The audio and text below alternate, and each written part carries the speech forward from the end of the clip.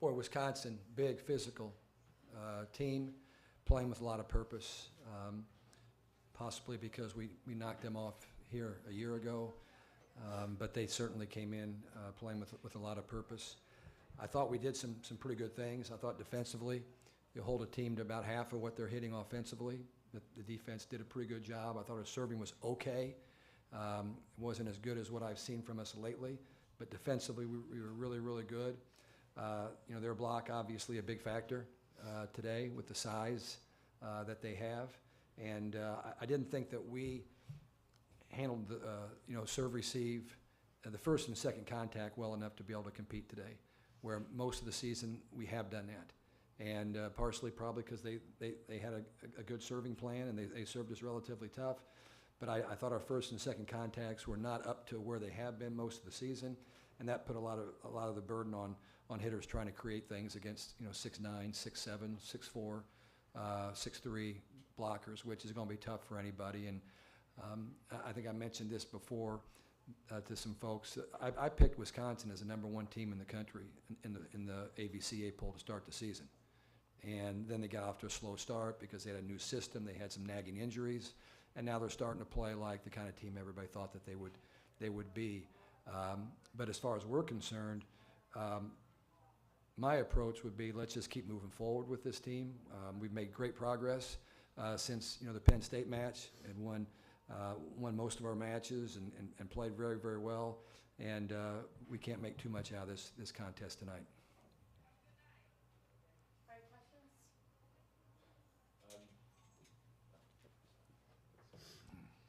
All right, questions? So Dave, you mentioned their size. Just with Smrek and Franklin out there especially, they just look kind of unique. The biggest team in the history of volleyball, I think. Or last year they were probably the biggest team in the history of volleyball. This year they're the second most biggest. Yeah. Yeah. What does that give them? What are they able to do with that, and how hard is that to defend? Well, defending it wasn't as difficult.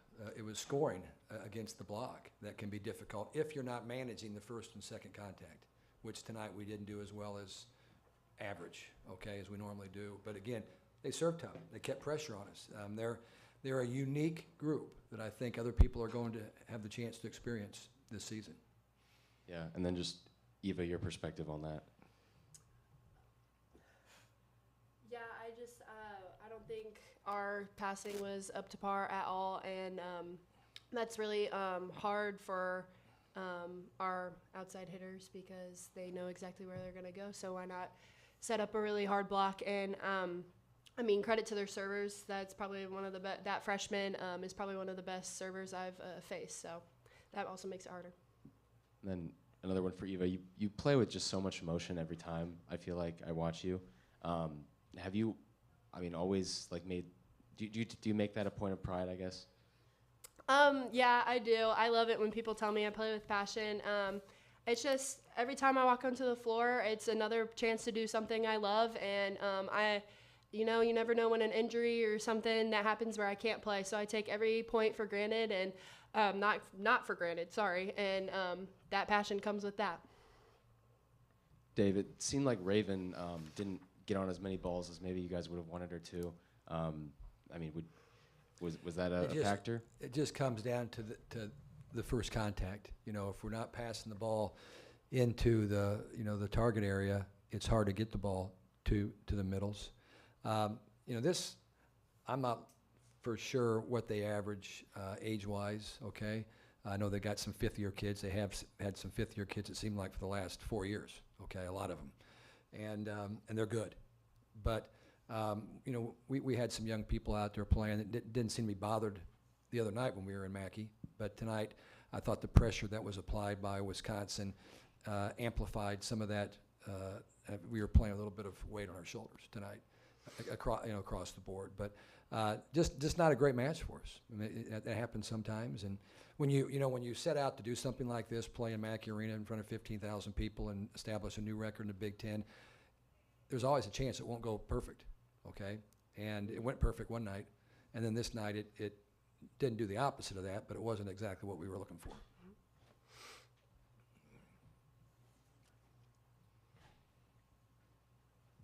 Coach, how do you think Wisconsin handled the atmosphere out there tonight? Do you think it possibly pumped them up extra at all? I think Wisconsin's a pretty good team. If you've watched them on tape as much as I have over their last 6-7 matches, they're just really good. I think the motivation was losing here last year to us. They don't lose many, okay, and they came in last year and we had a significant win against them, and I think that they were really motivated, and they're also just motivated to have a great season, and they want to win a Big Ten championship, as do we. This was a big match for both teams, and I think that maybe their experience helped them a little bit with what they had. But again, I've been in this too long to make too much out of one match. From a player's perspective, how important is the first 2 points of a set in terms of momentum, stuff like that? I think it's just if you let it play that big of a factor. I think in the first 2 sets we did a really good job of coming back. We didn't start off very strong, so I would say maybe we let it carry over a bit, but it's just what you make of it, I would say. A big point for our team this year is to try to start off on a high note, and that is not what happened today, and we let it continue to fester in our minds, and so next game we're going to try to get those first 2 points for sure. Coach, what were some of those adjustments, some things you had to say at those first few timeouts? Well, the biggest issue they had was their rotation number 1 when they've got a really good server. I think Eva alluded to that. Their Furbringer, who's, you watch them on tape, and they all look like they're pretty decent servers, but she was really putting some pressure on us with the serve, and therefore we're out of system, meaning we've got to set one particular person, and that person then is hitting in front of Smrek, who's 6'9", and Booth, who's 6'7". It's just, I don't want to say it's your worst nightmare, but it's not exactly what you're hoping to get into, when you walk into the gym every night. So that was an issue. But really, I felt like after that first set that, we kind of negated that situation some. It came back to get us a few times, but it wasn't like as heavy it was in the first. We're just trying to relax and play. We just never got comfortable. And again, you credit Wisconsin for that. We just never got comfortable out there. We're playing Indiana in here, and we're as comfortable as you could be sitting in your lazy boy chair, watching TV. But tonight, we just really never felt as a team. I ever felt like we were there.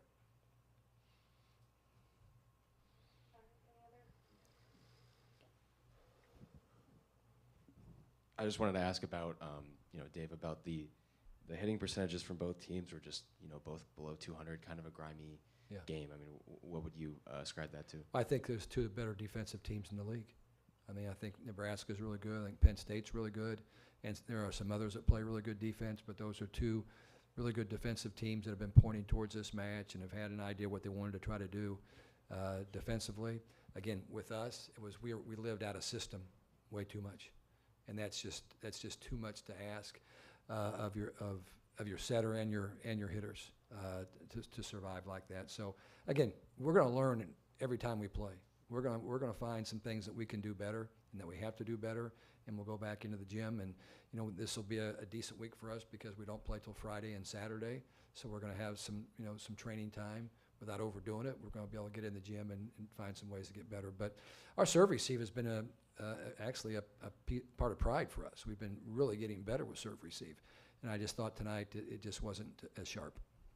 And then just these 2 games in Mackey, I mean, is this one of the top moments and achievements? It doesn't feel like it right now, to be honest with you. But no, I think that you look at it from such a skewed perspective as a coach or as players. I mean, you're not very happy.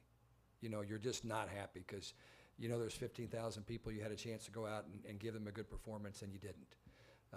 We did the other night, okay? But at the end of the day, I think when somebody asked these 2 players or anyone on our team what was the greatest part of the regular season this year, they're probably going to say the opportunity to play in front of 15,000 people in Mackey Arena, because that's always the answer when we do it. It's just something that they enjoy and they love and they deserve. That's the one thing. They deserve the opportunity to play out here. This is one of the best athletic programs we have at Purdue. And so I think that they're very deserving to be there. Tonight we didn't answer the call. but we will again. I asked you last year if this was a possibility, and at the time you obviously didn't know, and a lot's changed since then. So who was instrumental and kind of how did this happen?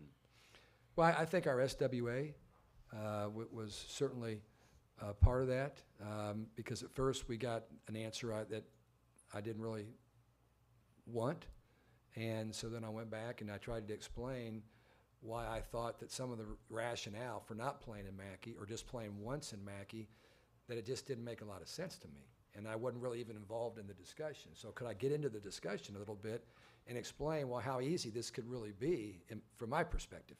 I'm not a facilities guy, so I don't know what all takes place, okay? But I do know that everybody's pretty happy right now that we got a chance to come in here and play, especially those fans that can't get into our venue in Holloway because there's no tickets. So we made some new fans. Even though we got beat today, I think we probably made some new fans for the sport of volleyball and for Purdue. Ryan, just try to describe that feeling to be out there. I mean, you probably never would have dreamed that in high school. Yeah, I mean, I think that was honestly one of my biggest dreams, is playing in front of a crowd like that. Even tonight when it didn't go our way, our fans are so amazing, and I think we really thrive off all of that energy. So that was able to get us through the match and definitely through the IU match. But I think it's really exciting, and like me, I think it helps us perform better. Our fans are really great. Well, and it's a great experience for us moving forward. Yeah. Okay, as well, going to other venues. But one thing I'll finish up with is that Purdue fans are just special.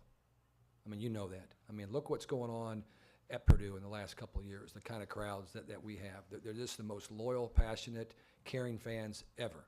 And this doesn't happen very many places. I know we got a good team, and they love this team. They love the players on this team, and so they came out and they wanted to see them. But we took over Phoenix, okay, last year at the Final Four. Purdue did. They took over Phoenix, okay? We have a football team that's struggling a little bit right now, trying to get their footing under a new coach. Sold out, okay, for every match over there. I mean, the basketball attendance is going to blow up. And I just think it's a great opportunity to thank Purdue, to thank the fans, because, without that, these guys aren't enjoying these experiences. And it's a great experience for us. So it's a special place, for sure. Final question? All right. Thank you. Thank you.